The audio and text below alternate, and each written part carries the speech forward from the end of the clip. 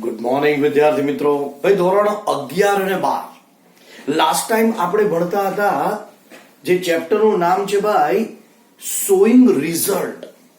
ભાઈ જેને કહેવાય use so that remove too. તો વિદ્યાર્થી મિત્રો લાસ્ટ ટાઈમ ભાઈ આપણે અડધા વાક્ય ભણતા હતા અને શરૂઆતમાં મેં તમને અડધા વાક્ય આપ્યા હતા અને હું પાછળ તમને બ્લેન્ક આપતો હતો. તો વિદ્યાર્થી મિત્રો ફરી એકવાર થોડું રિવિઝન બોલી જવું.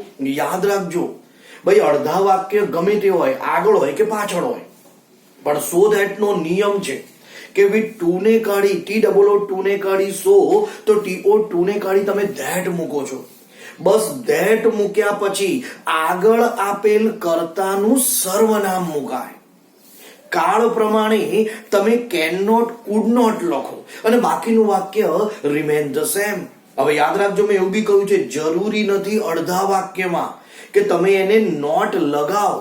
લાસ્ટ ટાઈમ મેં સમજાવ્યું છે. તો ચાલો વિદ્યાર્થી મિત્રો બે વાક્ય તો આપણે ભણી ગયા હતા. હજી હું તમને ભાઈ બીજા 2-3 વાક્ય હજી બી હું તમને બેક સાઈડ નું ફરી સમજાવું છું. ભાઈ દરેકનું ધ્યાન બોર્ડ ઉપર. ભાઈ લાસ્ટ ટાઈમ આપણે બેક સાઈડ વાળું ભણી ગયા હતા. ચલો જુઓ. The poem is so blank. વિદ્યાર્થી મિત્રો અત્યાર સુધી હું તમને સો પછી એડજેક્ટિવ ડિગ્રી ક્રિયાપદ જેને કહેવાય વિશેષણ આપતો હતો. હવે નથી આપ્યું અને બોર્ડમાં કે એક્ઝામમાં 11 લખશે શોઈંગ રિઝલ્ટ. તો યાદ રાખજો વિદ્યાર્થી મિત્રો રિઝલ્ટ નો મીનિંગ 3 વસ્તુ.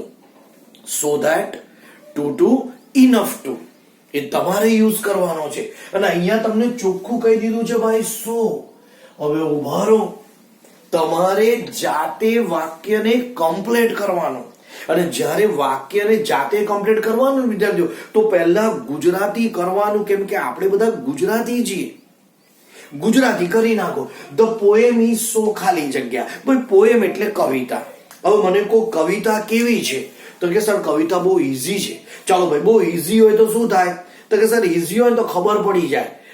બરાબર, ઈઝી હોય તો ભાઈ આપણે લખી શકીએ છીએ, આપણે સમજી શકીએ છીએ. તો પહેલું એક વાક્ય બનાવી દો. The poem is so easy.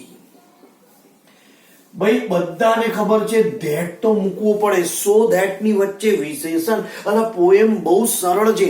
સરળ છે તે શું કરી દીધી? સમજી ગયા. ચલો કોણ સમજી ગયા?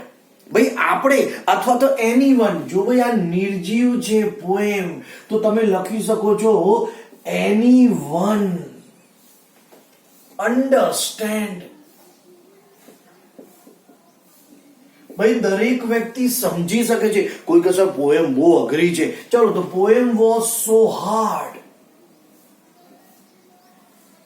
તો ભાઈ અહીંયા હું નીચે લખું છું જેથી તમને ખબર પડે. The poem was so hard. નકાર વાક્ય બનાવીશ. That anyone. ભાઈ આ વર્તમાન કાળ છે. Can not understand. ભાઈ પોએમ કેવી હોય? લાંબી પણ હોય તો લખી શકાય the poem is so long that. ભાઈ નકાર છે. સોરી ભાઈ વાક્યમાં આગળ તમે જોઈ શકો છો ભાઈ અહીંયા નિર્જીવ છે એનીવન વર્તમાન કાળ. ભાઈ બહુ લાંબી છે નહીં લખાય. Anyone can not write. તો જો વિદ્યાર્થી મિત્રો મેં મારી જાતે 3 વાક્ય બનાવ્યા કે ભાઈ પોએમ ઈઝી હોઈ શકે, પોએમ હાર્ડ હોય, પોએમ લોંગ હોય અને પોએમ શોર્ટ બી હોય. તો ભાઈ શોર્ટ હોય તો શું કરી શકાય તો વાંચી શકાય. તો તમે લખી શકો છો the poem is so short.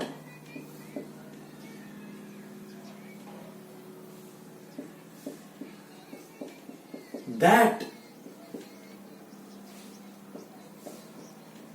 anyone can read અથવા write.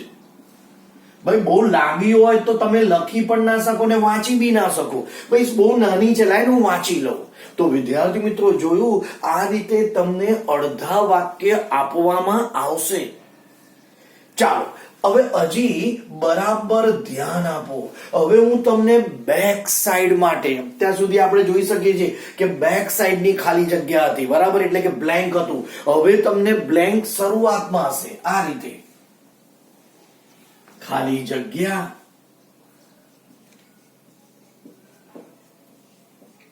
He cannot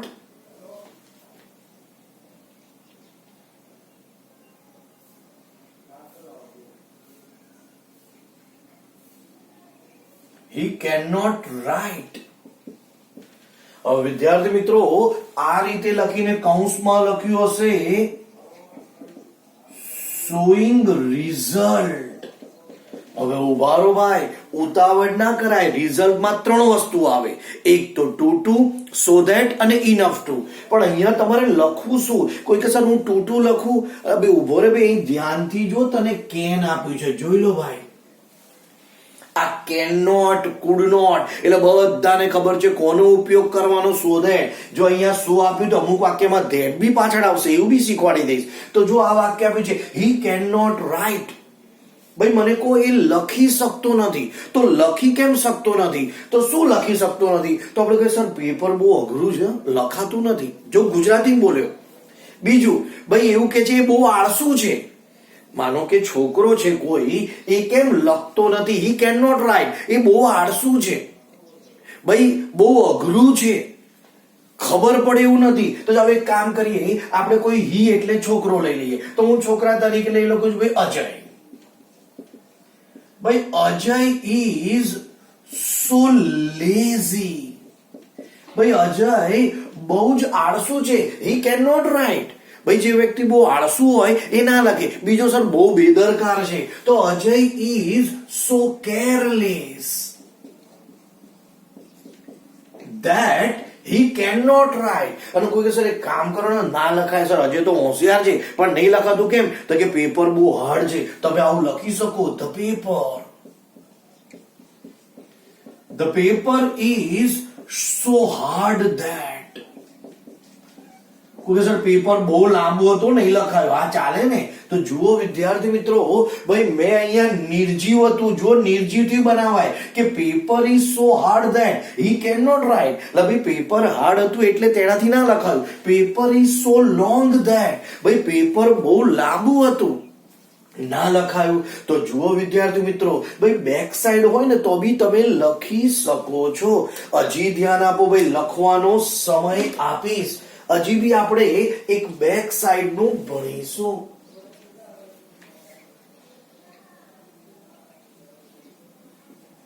ખાલી જગ્યા ધેટ seek and success. હવે આવું આપ્યું હશે અને તમને લખ્યું છે ભાઈ વાક્યમાં, હું ભૂતકાળ લખું છું, she could success.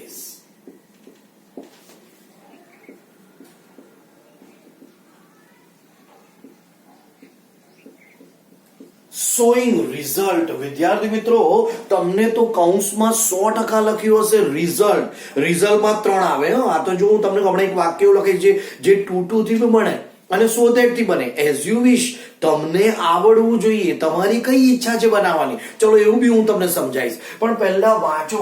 ભાઈ બધાને ખબર પડી સર ધેટ આપ્યું છે અને જો અહીંયા હકાર આપ્યું, છો ના આપ્યું ભાઈ, એવું જરૂરી નથી કે તને નકાર જ આપે. તને ખબર પડી જાય ભાઈ કુડ છે એટલે સોનો જ ઉપયોગ થાય, ધેટ બી આપેલ છે. વાક્યમાં કહે છે સી કુડ સક્સેસ. ભાઈ તેણીની સક્સેસ થાય છે. તો વ્યક્તિ ક્યારે સક્સેસ થાય? તો કે જ્યારે કેવા હોય ભાઈ, બહુ મહેનતુ હોય, બહુ ઇન્ટેલિજન્ટ હોય. ભાઈ વ્યક્તિ સક્સેસ, જો ગુજરાતીમાં જ બોલવાનું ભાઈ કે આ વ્યક્તિ સક્સેસ, તો આપણે શું કે યાર હોશિયાર હશે, ઇન્ટેલિજન્ટ હશે, અથવા તો બહુ મહેનતુ હશે એટલે સક્સેસ થાય. તો જો ભાઈ પહેલામાં પહેલું ભાઈ સી લઈ લઈએ. તો સી માટે તમે કોઈ પણ નામ, ચલો હું લઉં છું અંજલિ. પણ ઉભા રહો ભાઈ, અહીંયા તમે કેન હતું એટલે વર્તમાન કાળ, તો અહીંયા કુડ એટલે ભૂતકાળ, તો આવું આવે. અંજલિ was so clever that she could success. By Anjali was so hard work. ભાઈ અંજલિ સખત વર્ક કરે છે. ભાઈ અંજલિ વોઝ પર, અથવા તો તમે અહીંયા ઉભા રહો, આ કેસર સેટ થતું તો આવું આવે, અંજલિ did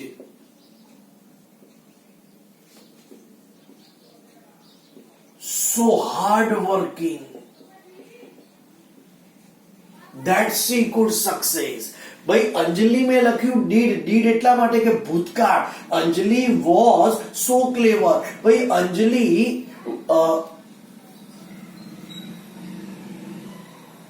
Anjali wrote so better. ભાઈ એ બહુ સરસ લખે છે. And she could success. ભાઈ Anjali was so intelligent. Anjali was so intelligent that she could success. તો ભાઈ ધ્યાન આપજો, અંજલિ ડીડ એટલે કરવું, ડુ એટલે કરવું, કોઈ પણ કાર્ય કરવું. તો Anjali did so hard working. Anjali સખત કામ કરે છે. she could success. ભાઈ Anjali was so clever. Anjali wrote so better and Anjali was so intelligent. તો કહેવાનો અર્થ વિદ્યાર્થીઓ બેક સાઈડ ગમે તે હોય, તમે આગળનું ગુજરાતી કરી યોગ્ય વાક્ય લખવું પડે. તો જો વિદ્યાર્થી મિત્રો હજી ધ્યાન આપો,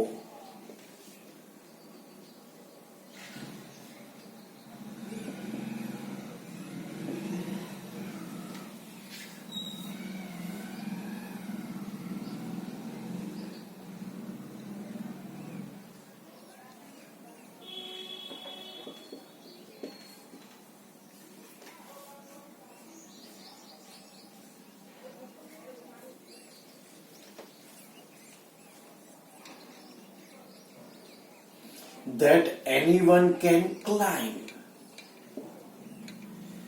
વિદ્યાર્થી મિત્રો તમને હવે આવું વાક્ય આપ્યું છે અને પહેલું તમે જોઈ શકો છો that, અને જો અહીંયા આપ્યું છે can. ભાઈ આને કહેવાય so that નું વાક્ય. હવે ઉભા રહો, anyone can climb. ભાઈ climb એટલે ચડવું. તો ભાઈ આપણે ચડવાની વાત કરીએ છીએ તો પહેલું શું આવે ચડવા માટે? તો બધાને ખબર છે ચડવા માટે તો દાદરા આવે, સ્ટેપ. બીજું શું આવે? આપણે ક્યાં ચડીએ છીએ? તો કે આપણે લોકો ભાઈ ઝાડ પર ચડીએ છીએ, કાં તો આપણે હિલ સ્ટેશન ઉપર, પહાડ ઉપર ચડીએ છીએ, માઉન્ટેન હિલ સ્ટેશન. આપણે ચાલીને જઈએ, જેમ કે તમે પાવાગઢ, આપણે વડોદરામાં પાવાગઢ, તમે પાવાગઢ ચાલીને ગયા છો. તો ભાઈ હિલ સ્ટેશન હોઈ શકે, કોઈ માઉન્ટેન હોઈ શકે, કોઈ ટેકરી એટલે ખાલી હિલ હોઈ શકે. ભાઈ તમે કોઈ ઝાડની વાત કરો, કાં તો તમે સીડી એટલે કે લેડરની વાત કરો, કાં તો પછી તમે તમારા ઘરના સ્ટેપ, પગથિયા. ચાલો એક કામ કરીએ, ભાઈ આપણે લખીએ બધા ચડી શકે છે. તો ભાઈ ઝાડ પર ચડવું હોય તો ઝાડ કેવું હોય? નાનું હોય. ઝાડ નાનું જેવું લખીએ તો આવું આવે, a tree is. જો ભાઈ વર્તમાન કાળ છે, a tree is so short that anyone can climb. ભાઈ ઝાડ બહુ નાનું છે, બધા જ ચડી શકે છે. ભાઈ આવું આવે, a hill is. The hill is so short. ભાઈ આ ટેકરી છે ને બહુ જ નાની છે, બધા જ ચડી શકશે. A step was, વર્તમાન કાળ. A step is so easy. ભાઈ પગથિયા છે ને બહુ સરળ છે. ભાઈ અમુક વાર હાર્ડ હોય, મોટા હોય, બરાબર. તો ભાઈ કે છે a step is so easy. ભાઈ પગથિયા બહુ સરળ છે. anyone can climb. બધા ચડી શકે છે. ભાઈ લેડર એટલે સીડી. ભાઈ સીડી પણ નાની છે કે મોટી, XYZ. તો વિદ્યાર્થી મિત્રો ધ્યાન આપજો, અહીંયા વૃક્ષ ઉપર ચડવું, વૃક્ષ નાનું છે. ભાઈ અહીં જુઓ ટેકરી બી નાની છે, અને ભાઈ પગથિયા તો બહુ ઈઝી છે, સરળ છે, જે તમે ચડી શકો એવા છે. એટલા માટે ભાઈ anyone can climb. તો વિદ્યાર્થી મિત્રો 2 મિનિટનો સમય ઝડપથી ભાઈ આ બધા જ વાક્ય લખી લો અને બધા ઉદાહરણ લખવા. તો જો ભાઈ મેં તમને અત્યારે ભણાવ્યું રિમૂવ ટુ જેને કહેવાય યુઝ સો ધેટ. અચ્છા એક મિનિટ ઉભા રહો વિદ્યાર્થી મિત્રો, તમને એક બીજું વાક્ય સમજાવું. તમને આવું આપ્યું હોય,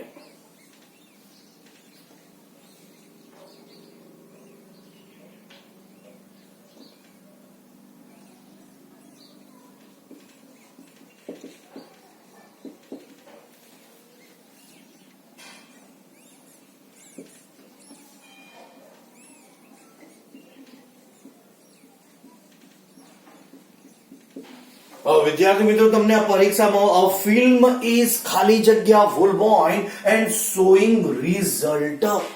હવે રિઝલ્ટ એટલે ત્રણ વસ્તુ આવે, સો ધેટ, ટુ અને enough to.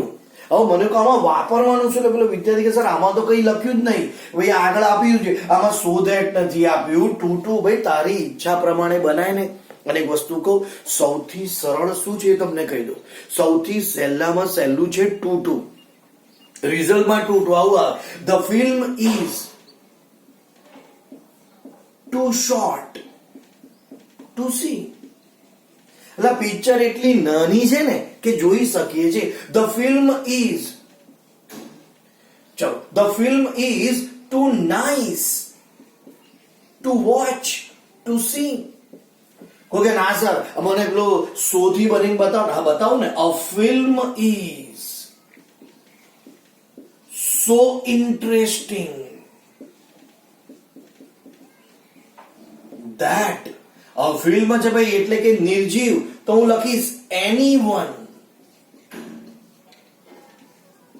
anyone can see, watch. તો જુઓ વિદ્યાર્થી મિત્રો, ભાઈ મને તો ટુ ના વાક્ય આવા સમયે ગમે. Direct too short to see, too nice to watch, too interesting to see. તો કહેવાનો અર્થ, અને સો માં તમારે લાંબુ વાક્ય બનાવવું પડે. Film is so interesting, so short, so nice that anyone can see. કેમ કે વર્તમાન છે એટલે કેમ. તો વિદ્યાર્થી મિત્રો ચાલો ભાઈ ઝડપથી હવે લખી લો. હા આનો ફોટો તમને મળશે પણ હમણાં જ લખી લેવું, કેમ કે ભાઈ આના પછી આપણે રિવર્સ એન્ટ્રી ભણીશું જેને કહેવાય use to, remove so that.